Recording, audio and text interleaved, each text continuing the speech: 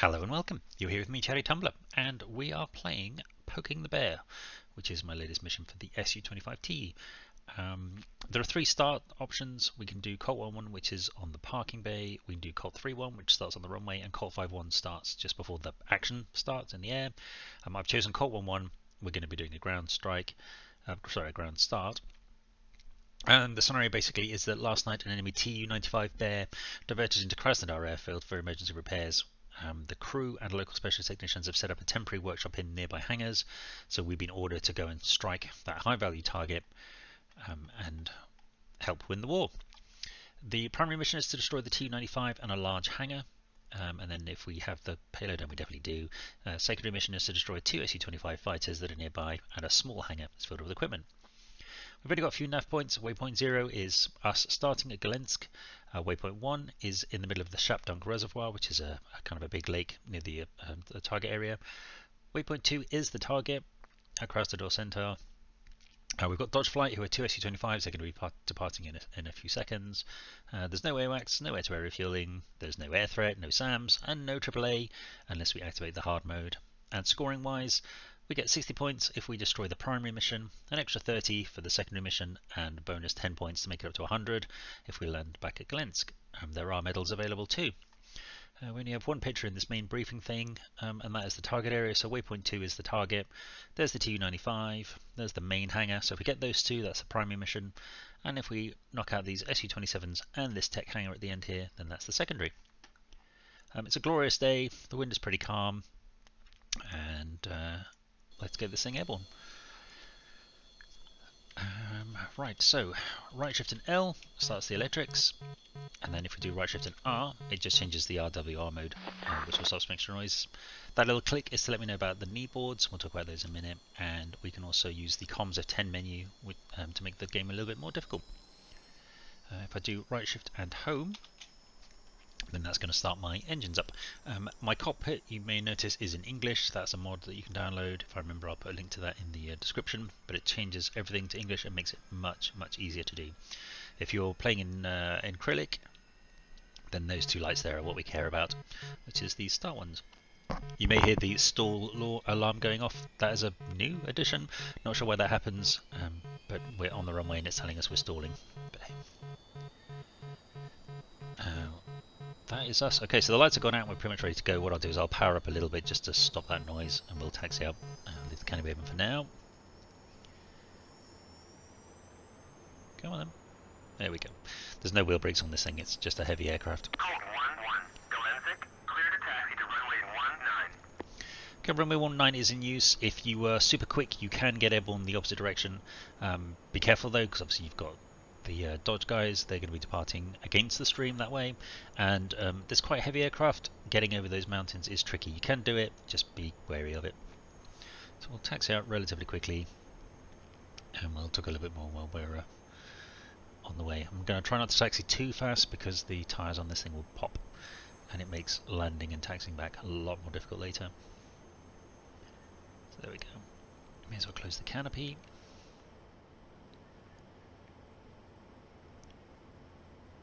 So payload wise, actually if I open the mirrors, there we go, should be able to see what we've got. So we've got fuel tanks, and then we've got some rockets, and then we've got two bombs on each side. They're 500 kg bombs, and what we're going to do is we're going to drop those in pairs. It's just much easier. Let's not go too fast here.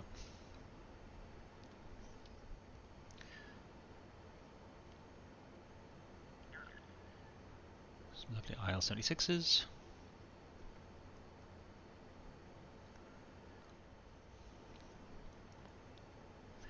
Now the HUD at the moment is in kind of default basic information mode. What I'm going to do is, if I just use these keys here, up here we've got navigation modes. By pushing that repeatedly, you'll go through some different navigation modes, and we'll see those when we're in the air. And then the other mode I'm going to use is the air-to-ground mode, and I might use the gun sight reticle switch. Probably don't really need to do that one. There's no air-to-air threat, so it's navigation modes and air-to-ground modes. So I'm going to push that first navigation mode now, and what that's doing is it's telling me I'm in en route mode, which is following waypoints, and I'm going to waypoint 0. Well, waypoint 0 is the airbase here, so I need to cycle through the waypoints. And sorry, this isn't a tutorial, but I'm showing you a few of the keys that you might not be aware of. So this is the next waypoint, airfield or target, and that lets me cycle through them. And then you also have previous waypoint, airfield and target. So what I'll do is I'm going to cycle up to waypoint 1, and that's telling me now that's 78 kilometers away. The numbers at the top, the top right 2,700, that's the altitude I'm supposed to be at in meters, and the top left 590 is my speed in kilometers an hour. And if we look down here, this is the navigation compass. The green arrow there that's at about 045, that is telling me where I need to go. The range there is top left is 78 kilometers, and the track, that's the planned heading, is 051.5 degrees. I will probably do a separate video about how the navigation system works, or if we have a bit of time on the way, I'll talk about it. But it's a bit odd if you're not used to it. If you play Microsoft Flight Sim or fly Microsoft Flight Sim, you might be more comfortable with how the navigation systems on these Flaming Cliffs aircraft work. Okay, I'm not going to bother calling for clearance to take off. We're just going to get airborne. Dodge 7, airborne. Okay, that's the Dodges. Off they go. They're off on a Unable to clear for takeoff. They're off on a patrol down south. So we are going to punch it. Galactic, you are cleared for takeoff and ready. Climb 300 at QFE 77. So I'm at full power. The speedometer will kick in when we get past 80 kilometers an hour. There we go. And then I really want to be wheels off the ground by 300 kilometers an hour, otherwise the tires will burst. What I might do is just do a tiny bit of flap, like so, just down one flap. And that should make things a little bit easier. So coming up to 300, a little bit of back pressure on the joystick. Try not to overclimb. And that's it, gears up. Yep, that's all coming up nicely. And we can see the heading is behind us there, off to the left. So let's do that. Now these things are slow and heavy, so try not to do any crazy tight turns unless you have to. Particularly when we've got fuel tanks and bombs. It is a weighty beast. So we're coming round. The gear is up. Let's put the flaps up now as well. And we're looking for that green arrow there. And we'll get that to the top.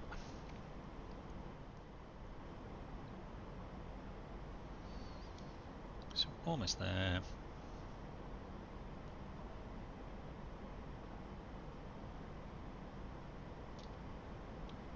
Okay, again that little green arrow is pointing exactly where we need to be.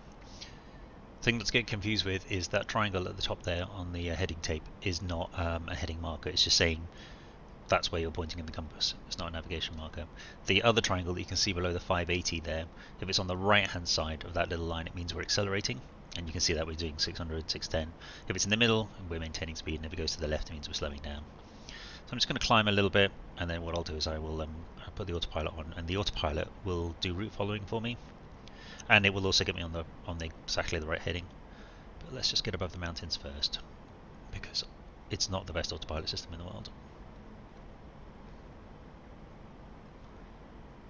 You can see there the triangle's gone into the middle under the 640, which means I'm maintaining speed at the moment. And then it's gone left, means I am slowing down a little bit. So we'll just ease off the climb.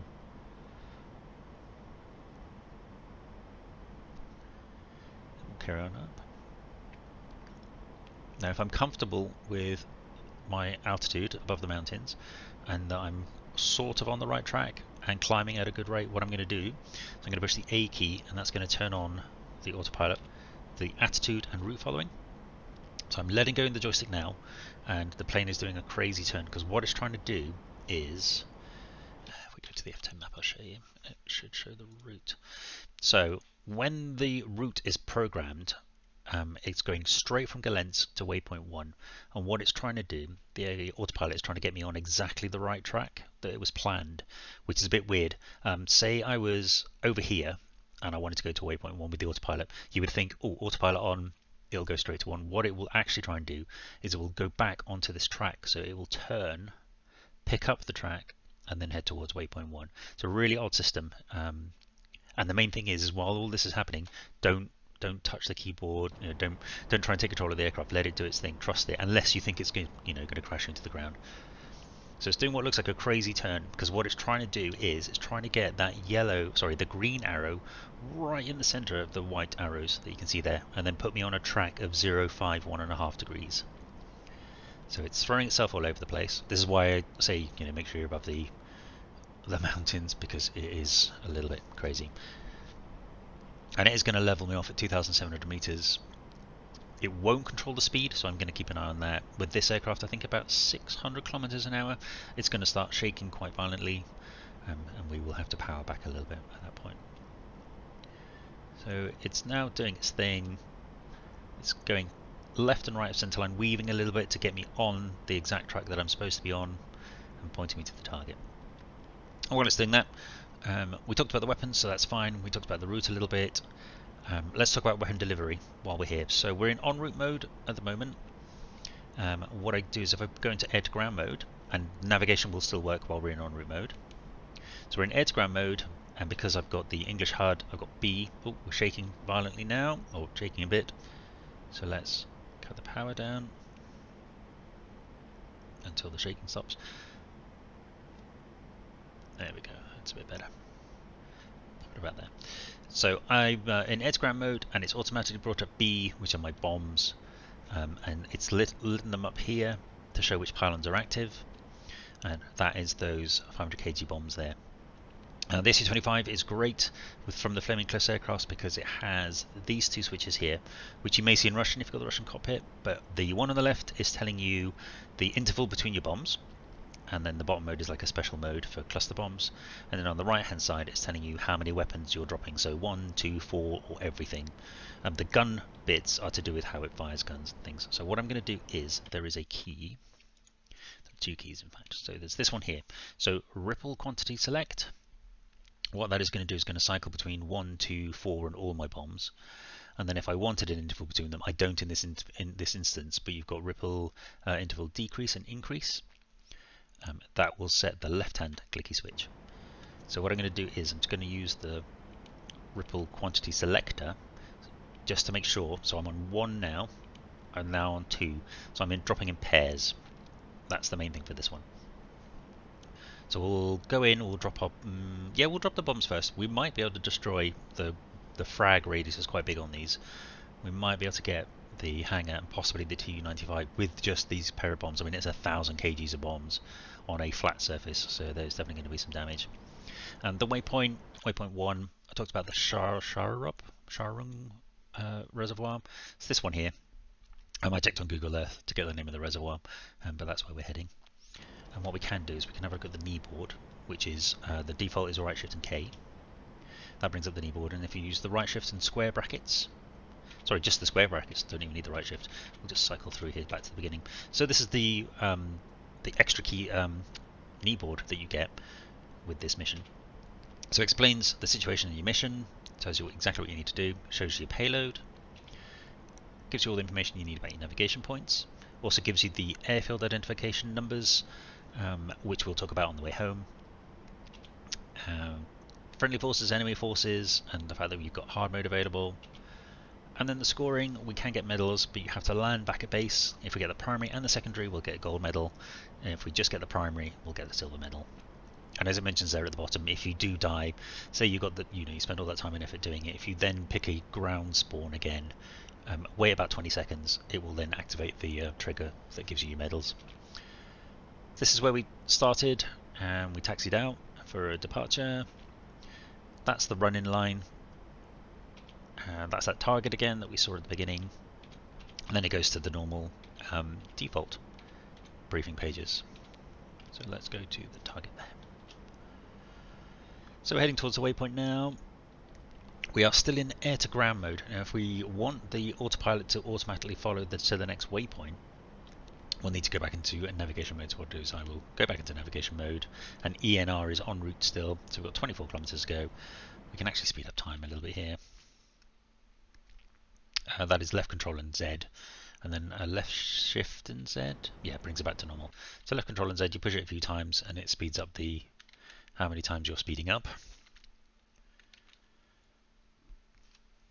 Excuse me. Let's go to about, I don't know, 5 kilometers, like so.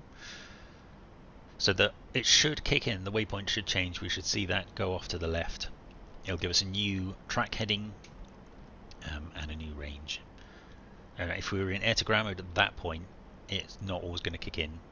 So what you could do is, as you get close to it, say you were about, I don't know, 5 kilometers away, you would then just select the next waypoint anyway and just do a lazy turn. Hopefully this will change. We're 2 kilometers away now.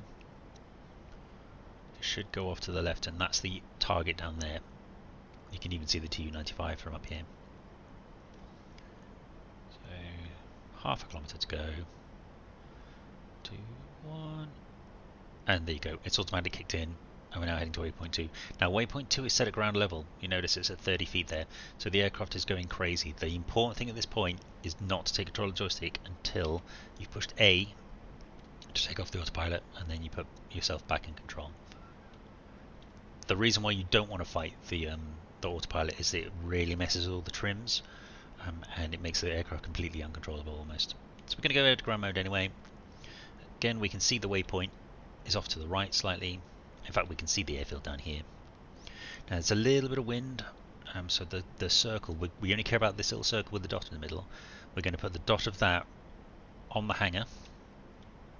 We're going to try and keep the aircraft, the wings, as level as possible. We're going to put the air brakes on, like so. I'm going to cut the power a bit as well, because this thing will shake like a crazy demon. And we're running in. There are 2 different types of release mode. CCIP, which is what we're in now, so it's the impact point, and then we can do CCRP, which is if we wanted to do a high level attack. I might do that for the second bombing just to show how it works, but I'm going to do CCIP now, so I'm waiting for LA to appear, which is Launch Authority. So we're running in, it should happen in the next few seconds. A line will appear and it'll say LA. Any second now. There we go, bombs away. Let's climb out quickly. F6. Boom. And it's a direct hit on the hangars, which is nice.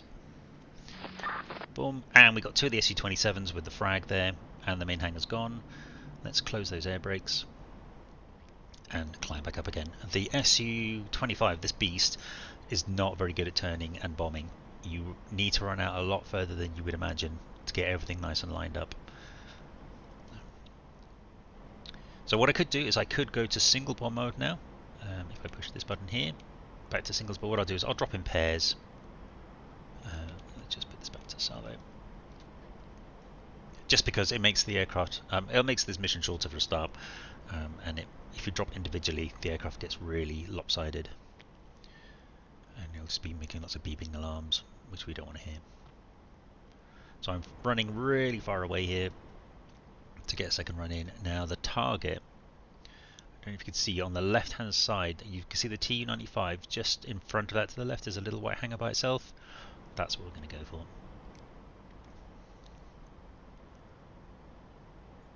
So let's see. Yeah, it's going to make a stall alarm in a second. Let's get the nose back down again.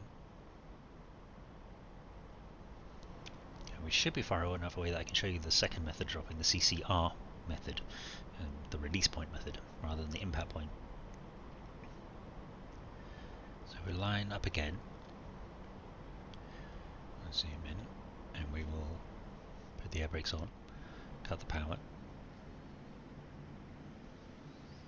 Try and get that circle. Now the wind drift is going to kick in a bit this time, so it's not going to be on the centre. Now what I'm going to do is I'm going to put that dot just over the back end of the hangar. Now I may miss that with this one because it's not as reliable. So let's go there, pressing and holding. I'm going to keep the aircraft straight. I need to try and get that. That was terrible. So what I needed to do was get the circle on the very top of the aiming point here. Let's see how they do. It'll be close, but it's not going to be close enough. Yeah, in fact, that's terrible. Because my wings were at an angle, it's really not worked very well at all.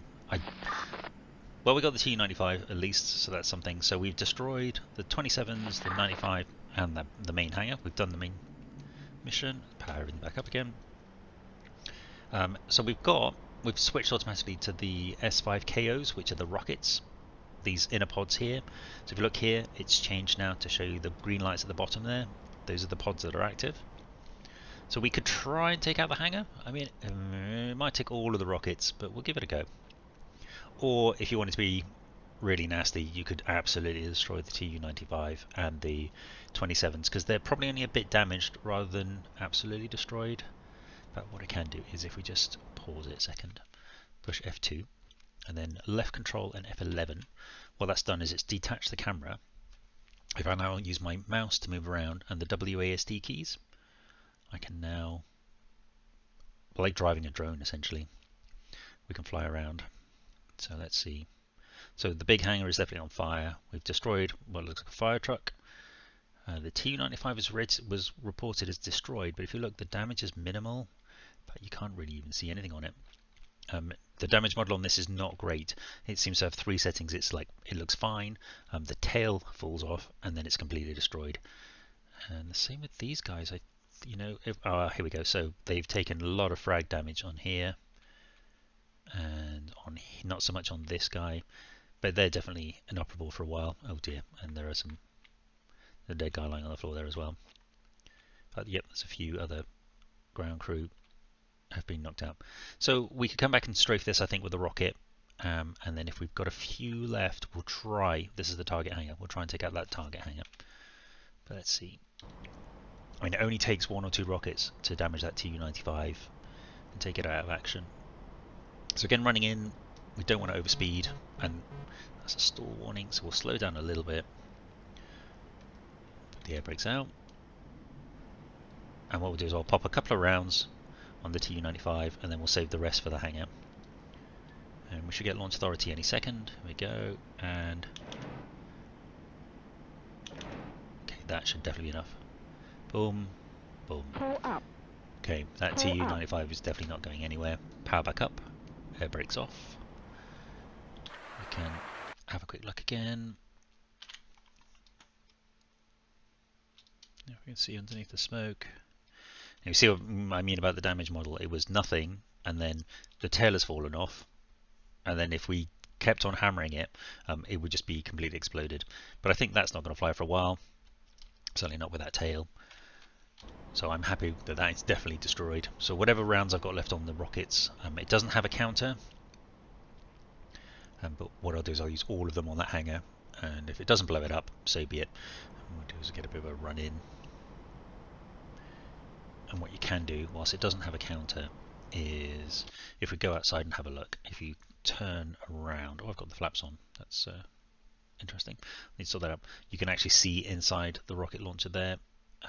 If there was not very many, if there were empty spaces, you can see daylight through them, and we can't really see very much daylight at all.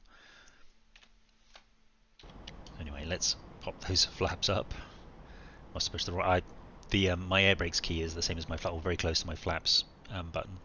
I must have just hit that. So we will run in. This will be the last pass. We're going to just fire all the rockets off. As before. Air brakes on. Power down. Okay, the hangar it's in just past that smoke at the back there. Okay, I've got launch authority, but we're not going to do it just yet.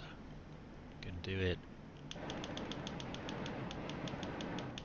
Okay, that's all the rockets.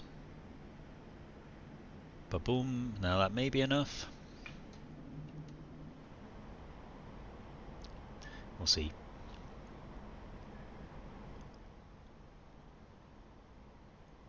Probably not. Yeah, I think quite a few of them may have hit the fuel trucks. That's annoying. Okay, right, well, let's go home then. So, we'll go back into navigation mode. Like so, and you'll see here, instead of saying en route, it says return. And what it's telling me is I've got 111 kilometers to go, and then it's going to go to airfield, or to target number 6. Now that's not waypoint number 6, that's actually airfield number 6. And if I bring up the kneeboard, and we scroll to this page, I'll just pause it a second here. If I can find my cursor. Where is my cursor? There we go. Down the outside here, it's got airfield numbers. So airfield number 6 here, which is where it's taking me to. is Galenzik. Now if I wanted to go, say, to the weather diversion for this mission, which is Krimsk, I would then use the waypoint select, the next airfield button, to go to airfield number 4, which is quite nice. I think most of the maps now have numbers on them. Definitely the Caucasus has all of these. Some of the newer ones might not have airfield numbers. It's a bit annoying, but I'll need to check and I'll get back to you on that one. So let's unpause it. So if you see here, it's pointing direct to where I should be going, and to waypoint 6. Now if I push the navigation mode again, like so, it's now gone to landing mode. So navigation, the return mode was taking me to 10 miles finals for that airfield. The return mode is going, landing mode, sorry, is going to take me directly to the actual airfield itself, and it goes through some weird routing way, which is why this looks a bit odd. So we don't care about the white arrow, we're only looking at the green arrow, which is kind of very hidden there. It's now pointing straight up, but it's under there, I promise. Also, because we're in landing mode, it's telling me what my target altitude is, and you notice it's climbing down the way here.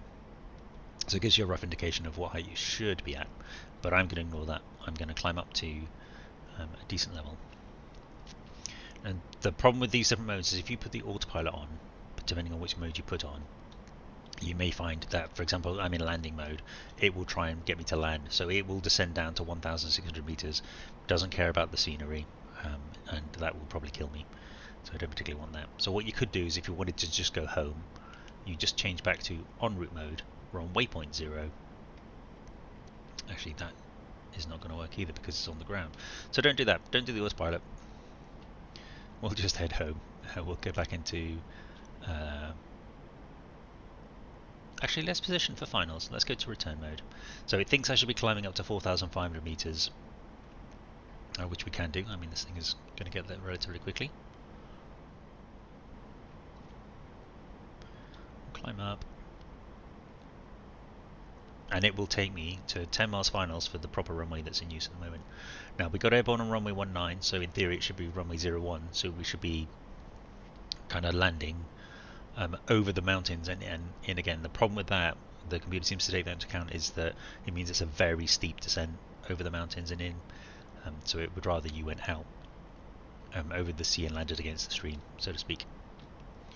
So we've gone a little bit above the level. What we can do now is I can push A for autopilot, hands off the joystick, it will sort itself out, and I will just cut the speed back a little bit, and we are heading home. So it's going to position me about here, 10 miles final. So we'll speed up time. What I'll do is now you can let this take control and pretty much land you. It's not the best system in the world. It can struggle, particularly when it's trying to get you on exactly the right line. You find yourself all over the place. So I will take control when we get to about 10 miles.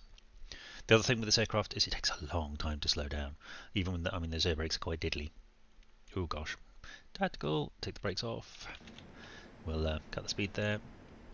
So speed brakes on. So it's putting me now in kind of approach headings and altitudes, which is not great. But we're still heading for that 10 miles finals. You see we're going to go past the airfield. About here, it'll do a big swingy turn and then bring me back in again. But I will take control of that. Our speed is back under control now. We are slowing down nicely. The airfield is it just underneath us? There you go. Airfield's directly underneath us. We've still got the drop tanks on. We could get rid of those. You can jettison those. I have it set for J. I'm not sure what the default was. Left out and R is jettison fuel tanks. But we'll keep them on. It's not that much of a drama. Speed is definitely under control now. Oh, I nearly tried to take control of the aircraft there. So what we'll do is turn the autopilot off first. And then let's get this thing down. So I've got the power right back. And I'm going to focus on the landing. This thing does have a drag chute, which is nice. But you really want to be not too fast. I mean, I don't know, 350 is still quite quick as you come over the threshold. You saw when we got airborne, about 320-ish was when we could pull back on the joystick. So, oh, what we can do is we're in return mode. I'm going to change to landing mode, and that just lets me see how far away I am from the runway. So at the moment I'm only 6 kilometers away. That should be enough to bleed the speed off actually. Let's give it a go. Air brakes on. That's the stall warning. There's the airport over there. I'm going to keep an eye on that speed. And try not to mess up this landing.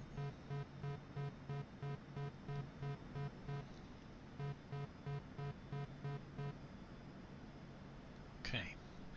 Still keep those air brakes on. What we'll do is we'll pop the flaps down now. We can see the aircraft rise.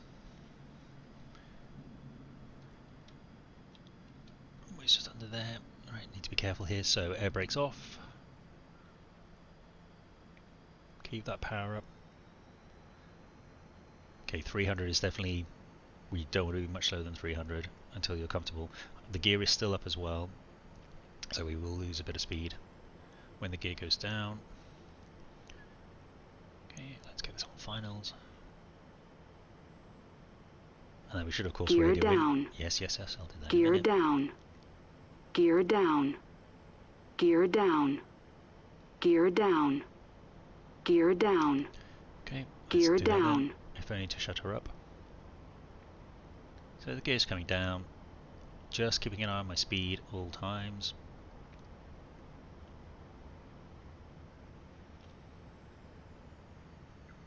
Again, we can use that little triangle under the speed to see if we're accelerating or decelerating.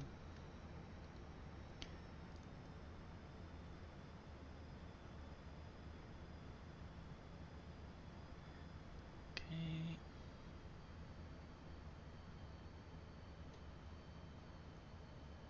Okay, and then we're down, wheel brakes on, and we can do the drag chute,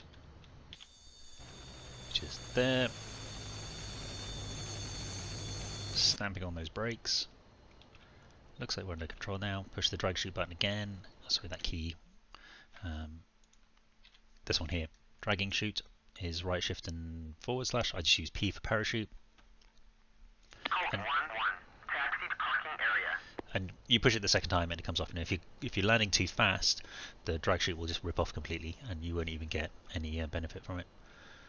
So we're back at the airfield now. We can taxi back if you want to, but for the mission to end, if you just bring your speed down, which we'll get down in a few seconds here, like so, it should trigger. Just realise I'm back home. There's a slight, maybe 10-second delay, I think. There we go. So we landed safely back at base. And then a few seconds later, it should give us our medal if we earned it. And we should only get a silver medal because that second hangar did not go up. There we go. So we've been awarded the silver air medal for our mission. Well done. And that's the mission. What we can do is if you push escape and then quit, so if you're happy to finish the mission at this point, what it'll do is it'll give you a score out of 100. So just give it a second, and up it comes there. It tells you exactly what you've done, and this is what we care about. So this results is out of 100, and we scored 70. So we got 60 for the primary mission and 10 for landing, and we missed out on that last 30 because we didn't get the second hangar. And that's the mission. That was Poking the Bear in the SU-25T. If you have any comments or questions, write down below and I'll get back to you as soon as I can. The link for the mission is in the description. I hope you enjoy it. If you have any comments, let me know. Until then, happy hunting and stay safe.